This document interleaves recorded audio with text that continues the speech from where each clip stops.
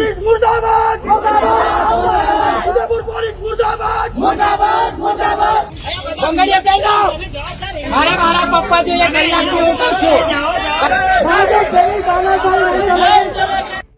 રાધિકાબેન રાઠવા જોડાયેલા છે આમ આદમી પાર્ટીના નેતા. રાધિકાબેન, એક વિડીયો સામે આવ્યો જેમાં આમ આદમી પાર્ટીના લોકો વિરોધ કરી રહ્યા છે, આક્ષેપો કરી રહ્યા છે કે આપના 2 જીતેલા ઉમેદવારોને ઉઠાઈ ગયા છે અને ભારતીય જનતા પાર્ટી સામે આક્ષેપ છે.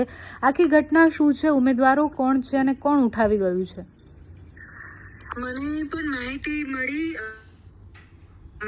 કે આજે વરણી હતી પ્રમુખ અને ઉપપ્રમુખની અમારા કવાંટ તાલુકામાં પણ સેમ ટાઈમે વરણી હતી. હું કવાંટ તાલુકા પંચાયતમાં હતી તો મને ખબર મળી 10 વાગે ફોન આવ્યો ત્યાંના કાર્યકર્તાનું ઉદયપુરથી કે અમારા 2 સભ્યો 13 સભ્યો તાલુકામાં પહોંચી ગયા હતા ગેટ અંદર કમ્પાઉન્ડમાં અને 2 સભ્યોને ગેટ નજીક જે અંદર જતા હતા ને એમને બારોબાર કોઈ ગાડીમાંથી ઉતરીને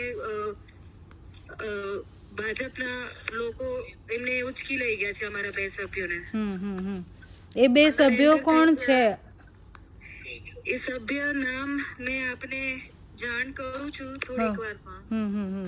અને અત્યારે હવે શું કરવાના છો? એમનો કોઈ અતોપતો લાગ્યો છે, સંપર્ક કર્યો છે એમણે?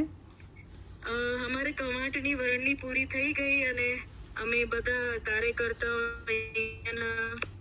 છોટાઉદેપુર નીકળી ગયા છે, રસ્તામાં છે, બસ પહોંચવાના છે. તો શું પરિસ્થિતિ છે થોડીક વારમાં અમે તમને જાણ કરીએ. અને રાધિકાબેન, એ બંને ઉમેદવારો કયા તાલુકા પંચાયતના હતા જીતેલા?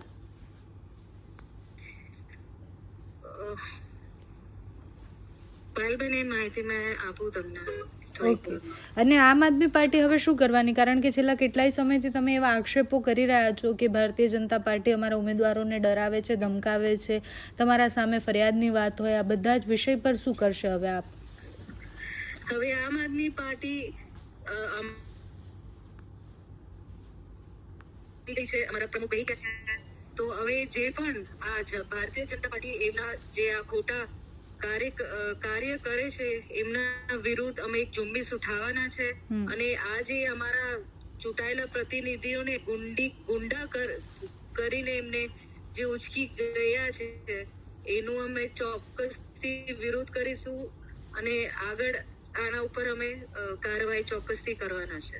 Okay, thank you so much Radhikaben.